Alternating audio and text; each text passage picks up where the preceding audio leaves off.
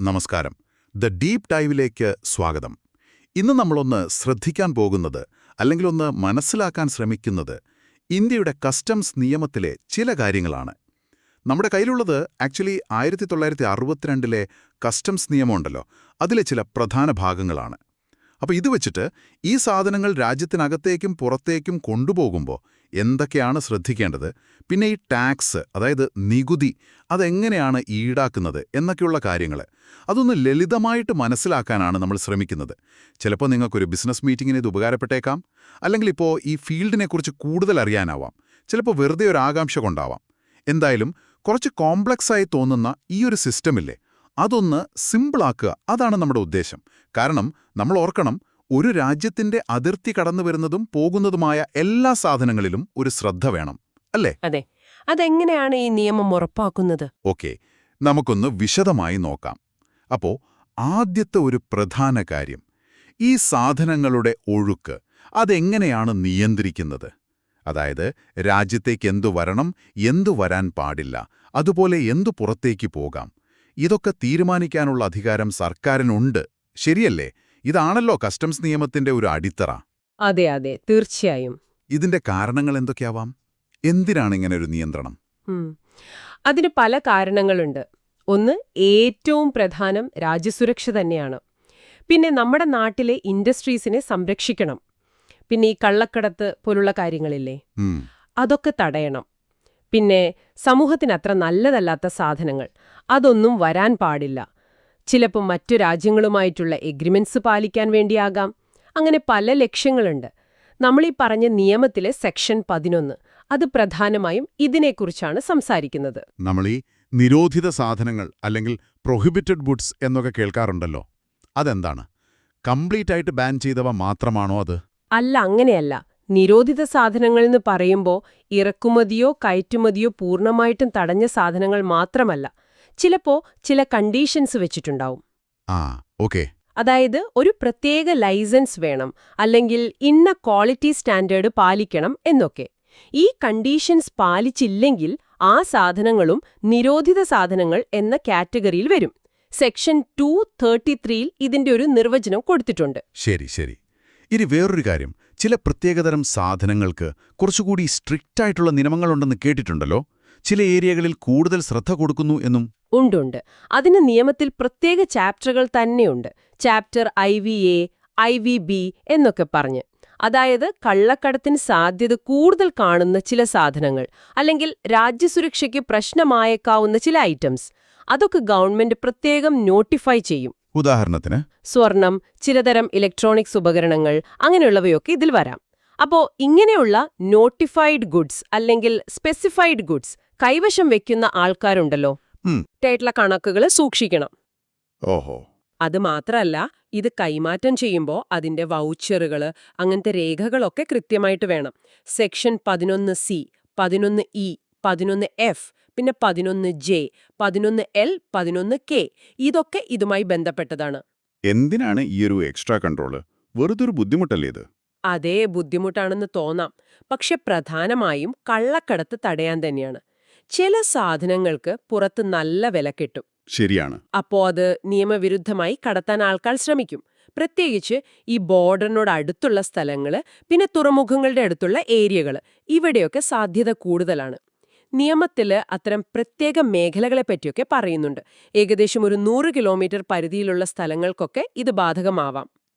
പക്ഷെ ഒരു കാര്യമുണ്ട്, സാധാരണ നമ്മൾ പേഴ്സണൽ ആവശ്യത്തിന് ഉപയോഗിക്കുന്ന കുറഞ്ഞ അളവിലുള്ള സാധനങ്ങൾ, അല്ലെങ്കിൽ ചെറിയ വില മാത്രമുള്ള സാധനങ്ങൾ കൈമാറ്റം ചെയ്യുമ്പോൾ ഇതിൽ ചില ഇളവുകളുണ്ട്.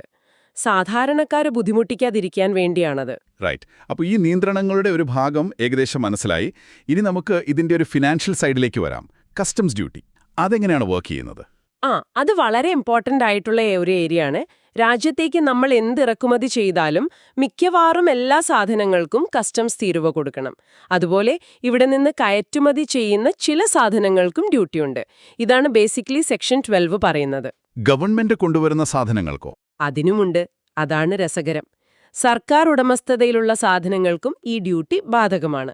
അതാണ് സെക്ഷൻ 12(2) പറയുന്നത്. ഓരോ സാധനത്തിനും എത്രയാണ് ഡ്യൂട്ടി റേറ്റ് എന്ന് തീരുമാനിക്കുന്നത് പ്രധാനമായും കസ്റ്റംസ് താരിഫ് ആക്ട് 1975 എന്ന് പറയുന്ന വേറൊരു നിയമം അനുസരിച്ചാണ്.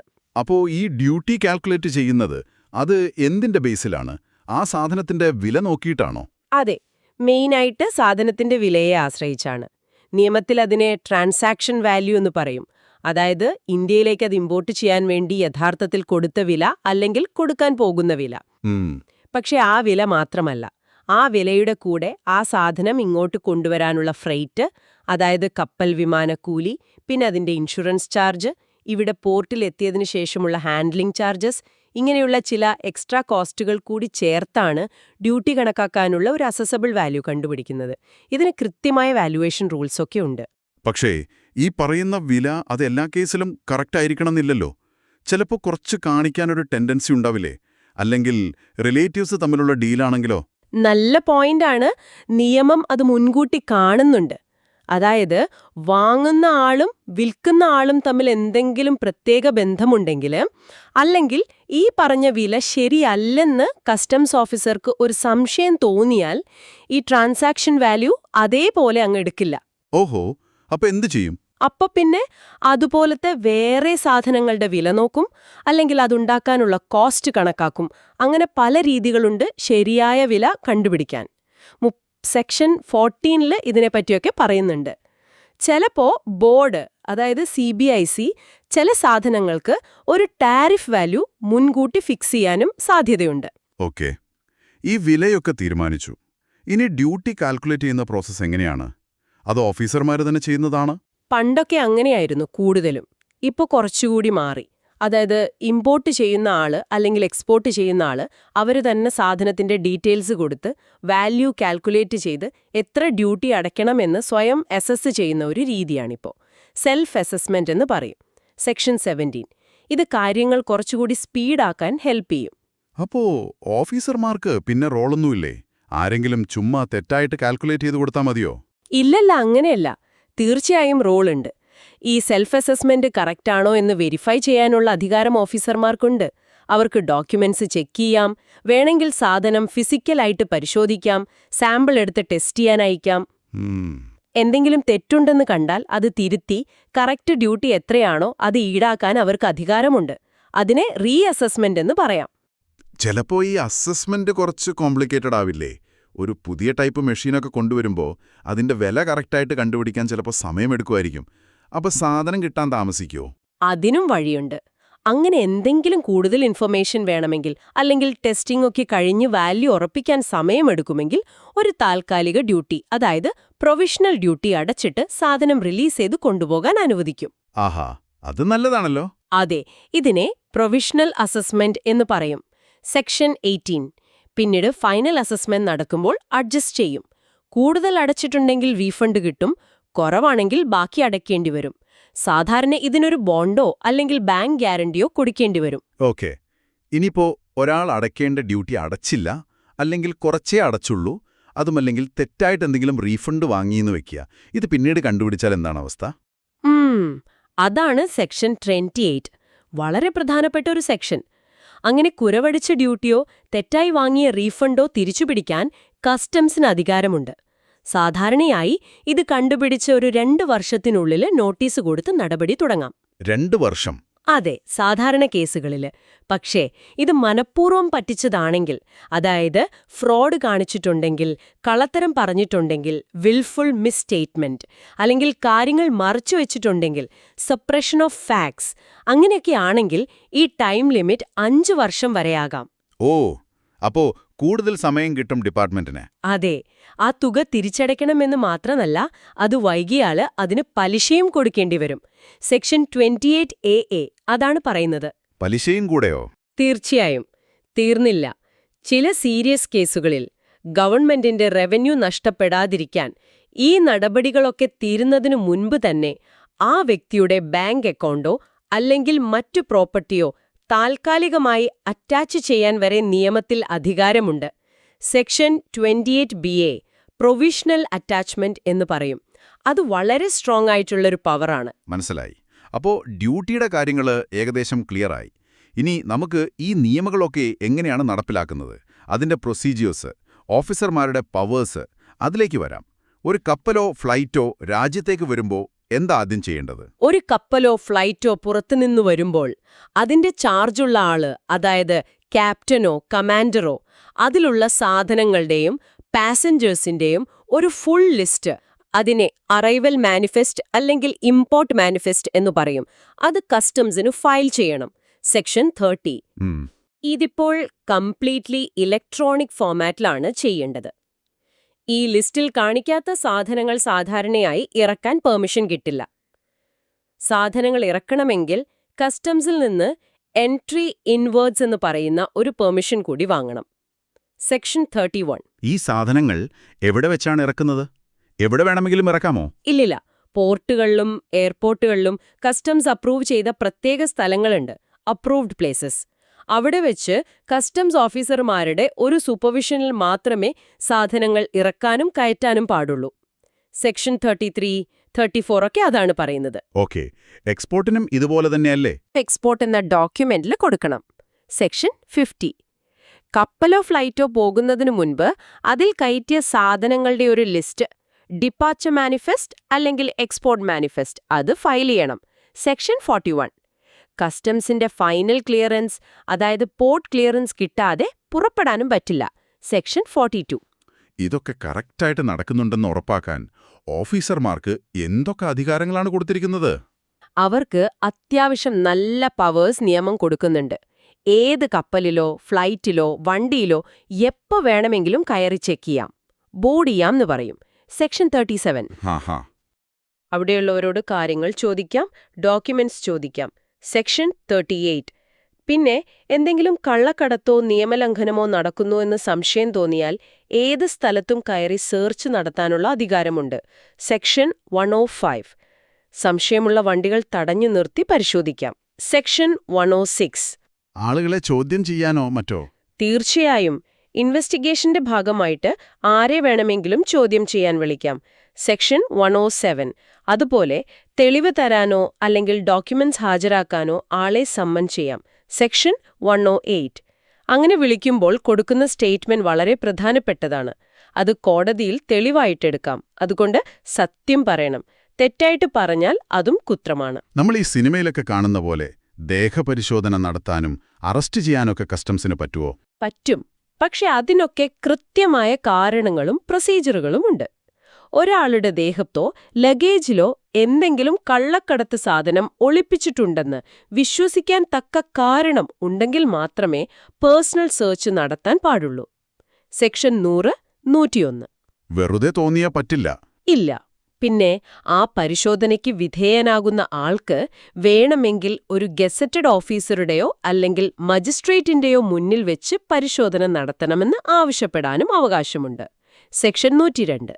ഓക്കെ. സ്ത്രീകളെ പരിശോധിക്കാൻ വനിതാ ഉദ്യോഗസ്ഥരെ പാടുള്ളൂ എന്നതും നിയമമാണ്. അതുപോലെ ഇപ്പോ ശരീരത്തിനുള്ളിൽ ഡ്രഗ്സ് ഒളിപ്പിച്ചിട്ടുണ്ടെന്നൊക്കെ ശക്തമായ സംശയമുണ്ടെങ്കിൽ ആ വ്യക്തിയുടെ സമ്മതത്തോടെ മജിസ്ട്രേറ്റിന്റെ ഓർഡറോടുകൂടി എക്സ്റേ എടുക്കാനും മറ്റും നിയമത്തിൽ വ്യവസ്ഥയുണ്ട്. സെക്ഷൻ 103. അറസ്റ്റിന്റെ കാര്യം? അറസ്റ്റ് ചെയ്യാനും അധികാരമുണ്ട്. ചില ഗുരുതരമായ കുറ്റങ്ങൾ, അതായത് കള്ളക്കടത്ത് പോലുള്ളവ, അതിൽ പങ്കുണ്ടെന്ന് ബോധ്യപ്പെട്ടാൽ വാറണ്ടില്ലാതെ തന്നെ അറസ്റ്റ് ചെയ്യാം. സെക്ഷൻ 104. ഈ അധികാരങ്ങളൊക്കെ മിസ്യൂസ് ചെയ്യാതിരിക്കാൻ എന്തെങ്കിലും സേഫ് ഗാർഡ്സ് ഉണ്ടോ? ഉണ്ട്. ഈ വിശ്വസിക്കാൻ തക്ക കാരണം വേണമെന്നത് തന്നെ ഒരു പ്രധാന സംരക്ഷണമാണ്. പല സ്റ്റേജിലും മജിസ്ട്രേറ്റിന്റെ ഒരു ഇൻവോൾവ്മെന്റ് വരുന്നുണ്ട്. പിന്നെ ഓഫീസർമാരുടെ ജോലി തടസ്സപ്പെടുത്തുന്നത് കുറ്റകരമാണ്. സെക്ഷൻ 133. തെറ്റായ സ്റ്റേറ്റ്മെന്റ് കൊടുക്കുന്നതും കുറ്റകരമാണ്. സെക്ഷൻ 132. അതേസമയം നിയമം അനുശാസിക്കുന്ന രീതിയിലെ ഓഫീസർമാർക്കും പ്രവർത്തിക്കാൻ പാടുള്ളൂ. ശരി. ഇനി ലാസ്റ്റ് ഭാഗത്തേക്ക് വരാം. നിയമം ലംഘിച്ചാൽ അതിന്റെ കോൺസിക്വൻസസ് എന്തൊക്കെയാണ്? പ്രധാനമായിട്ടും 2 കാര്യങ്ങൾ വരും. ഒന്ന്, നിയമവിരുദ്ധമായി കൊണ്ടുവന്ന സാധനം അല്ലെങ്കിൽ കൊണ്ടുപോകാൻ ശ്രമിച്ച സാധനം അത് ഗവൺമെന്റിലേക്ക് കണ്ടുകെട്ടും. കോൺഫിസ്കേഷൻ. പെനാൽറ്റി. കണ്ടുകെട്ടുക എന്ന് പറഞ്ഞാല് ആ സാധനം പിന്നെ കിട്ടില്ലേ? ഇല്ല. അതിന്റെ ഉടമസ്ഥാവകാശം നഷ്ടപ്പെടും. അത് ഗവൺമെന്റിന്റെ പ്രോപ്പർട്ടിയാവും. തെറ്റായ രീതിയിൽ ഇമ്പോർട്ട് ചെയ്ത സാധനങ്ങൾ സെക്ഷൻ 111, തെറ്റായ രീതിയിൽ എക്സ്പോർട്ട് ചെയ്യാൻ ശ്രമിച്ച സാധനങ്ങൾ സെക്ഷൻ 113 ഇതൊക്കെ ഇങ്ങനെ കണ്ടുകെട്ടാം. പിഴ എങ്ങനെയാണ് തീരുമാനിക്കുക? ഇമ്പോർട്ടുമായി ബന്ധപ്പെട്ട കുറ്റങ്ങൾക്ക് സെക്ഷൻ 112 അനുസരിച്ചും എക്സ്പോർട്ടുമായി ബന്ധപ്പെട്ടതിന് സെക്ഷൻ 114 അനുസരിച്ചുമാണ് സാധാരണ പെനാൽറ്റി വരുന്നത്. അതിന്റെ എമൗണ്ട്, ആ കുറ്റത്തിന്റെ ഒരു ഗ്രാവിറ്റി, പിന്നെ ആ സാധനത്തിന്റെ വില ഇതൊക്കെ നോക്കിയിട്ടാണ് തീരുമാനിക്കുക. ചിലപ്പോൾ ആ സാധനത്തിന്റെ വിലയേക്കാൾ കൂടുതൽ പെനാൽറ്റി വരാം. പക്ഷെ ഒരു ഓപ്ഷൻ ചിലപ്പോൾ കിട്ടാറുണ്ട്. കണ്ടുകെട്ടിയ സാധനം ഒരു ഫൈൻ അടച്ചാൽ, അതിന് റിഡംഷൻ ഫൈൻ എന്ന് പറയും, അതടച്ചാൽ ചിലപ്പോൾ തിരികെ കിട്ടാനൊരു അവസരം കൊടുക്കാറുണ്ട്, സെക്ഷൻ 125. ഓക്കെ. പക്ഷേ കംപ്ലീറ്റ്ലി പ്രൊഹിബിറ്റഡ് ആയിട്ടുള്ള സാധനങ്ങൾക്ക് ഈ ഓപ്ഷൻ കിട്ടണമെന്നില്ല. പിന്നെ ഇങ്ങനെ സാധനം തിരികെ കിട്ടിയാലും അതിന്റെ മുകളിലുള്ള ഡ്യൂട്ടിയും മറ്റു ചാർജുകളും എന്തായാലും അടയ്ക്കണം, അത് വേറെ. അതുപോലെ ഫേക്ക് ഡോക്യുമെന്റ്സ് ഉണ്ടാക്കുക, സെക്ഷൻ 114A, അല്ലെങ്കിൽ ഗവൺമെന്റിനെ പറ്റിച്ചിട്ട് എന്തെങ്കിലും ലൈസൻസോ ബെനിഫിറ്റോ നേടുക, സെക്ഷൻ 114AB, ഇതിനൊക്കെ ഭയങ്കര ഹെവി പെനാൽറ്റിയാണ് നിയമത്തിൽ പറയുന്നത്. അപ്പോൾ ഇതിൽ നിന്നൊക്കെ നമുക്ക് മനസ്സിലാക്കാവുന്ന ഒരു കാര്യം എന്താണ്? ഈ നിയമങ്ങളൊക്കെ കറക്റ്റായിട്ട് ഫോളോ ചെയ്യണം എന്നുള്ളതാണ്. ഒരു ചെറിയ മിസ്റ്റേക്ക് വന്നാൽ പോലും ചിലപ്പോൾ വലിയ ഫിനാൻഷ്യൽ ലോസിലേക്കും ലീഗൽ പ്രോബ്ലംസിലേക്കും പോകാൻ സാധ്യതയുണ്ട്. അതെ, വളരെ കെയർഫുൾ ആയിരിക്കണം. അപ്പോൾ ഇന്ന് നമ്മൾ കസ്റ്റംസ് നിയമത്തിന്റെ ഒരുപാട് വശങ്ങൾ നോക്കിയല്ലേ? സാധനങ്ങളുടെ കൺട്രോള്, ഡ്യൂട്ടി കാൽക്കുലേഷൻ, ഈ പ്രൊസീജിയേഴ്സ്, ഓഫീസർമാരുടെ പവേഴ്സ്, നിയമം തെറ്റിച്ചാലുള്ള പ്രശ്നങ്ങൾ, ഇതൊക്കെ നമ്മൾ ചർച്ച ചെയ്തു. ലക്ഷണോ മാത്രമല്ല, ലീഗലായിട്ട് ബിസിനസ് ചെയ്യുന്നവരെ സപ്പോർട്ട് ചെയ്യാനും ഇത് ശ്രമിക്കുന്നുണ്ട്. ഉദാഹരണത്തിന് ട്രേഡ് ഫെസിലിറ്റേഷൻ, അതായത് വ്യാപാരം എളുപ്പമാക്കാനുള്ള കാര്യങ്ങൾ, പ്രൊസീജിയറുകൾ സിംപ്ലിഫൈ ചെയ്യാനുള്ള ശ്രമങ്ങൾ, സെക്ഷൻ 143AA. പിന്നെ എന്തെങ്കിലും സംശയമുണ്ടെങ്കിൽ മുൻകൂട്ടി ഒരു റൂളിംഗ് വാങ്ങാനുള്ള system, advanced ruling, chapter VB, തർക്കങ്ങളൊക്കെ പെട്ടെന്ന് ഒത്തുതീർപ്പാക്കാനുള്ള സെറ്റിൽമെന്റ് കമ്മീഷൻ. ഇങ്ങനെ നിയമം അനുസരിക്കുന്നവരെ ഹെൽപ്പ് ചെയ്യാനും നിയമം തെറ്റിക്കുന്നവരെ പിടിക്കാനും ഒരേ സമയം ശ്രമിക്കുന്ന ഒരു ബാലൻസ് ആണ് നമ്മളിവിടെ കാണുന്നത്. വളരെ ശരിയാണ്. അപ്പോൾ ഇന്നത്തെ ഈ ഒരു എത്തിനോട്ടം നമ്മൾ അവസാനിപ്പിക്കുമ്പോൾ നിങ്ങൾക്ക് ചിന്തിക്കാൻ വേണ്ടി ഒരു കാര്യം കൂടി പറയാം. നമ്മളിപ്പോൾ ഇത്രയും നിയമങ്ങൾ, അധികാരങ്ങൾ, പ്രൊസീജിയറുകൾ ഇതിനെപ്പറ്റിയൊക്കെ പറഞ്ഞു. ഈ ഒരു സിറ്റുവേഷനിൽ ടെക്നോളജീൻ്റെ റോള് എത്ര വലുതാണ്? നമ്മൾ നേരത്തെ പറഞ്ഞ electronic filing, automated clearance systems, risk based ആയിട്ടുള്ള ചെക്കിംഗ്, ഇതൊക്കെ കസ്റ്റംസ് ഡിപ്പാർട്ട്മെൻറ്റും ബിസിനസ്സുകാരും സാധാരണ യാത്രക്കാരും തമ്മിലുള്ള ഒരു ഇൻട്രാക്ഷനെ എങ്ങനെയായിരിക്കും മാറ്റുന്നുണ്ടാവുക? നല്ല ചോദ്യമാണ്. ഇത് കാര്യങ്ങൾ കൂടുതൽ എളുപ്പമാക്കുവാണോ, അതോ നമ്മുടെ ഓരോ മൂവ്മെൻറ്റും കൂടുതൽ ട്രാക്ക് ചെയ്യപ്പെടുകയാണോ? ഇതിനെപ്പറ്റി നമുക്ക് പിന്നീട് എപ്പോഴെങ്കിലും സംസാരിക്കാം. കസ്റ്റംസ് നിയമത്തിന്റെ ഉള്ളറകളിലേക്കുള്ള നമ്മുടെ ഇന്നത്തെ ഈ ഒരു എത്തിനോട്ടം ഇവിടെ നിർത്തുന്നു. അടുത്ത തവണ പുതിയൊരു വിഷയവുമായി കാണാം.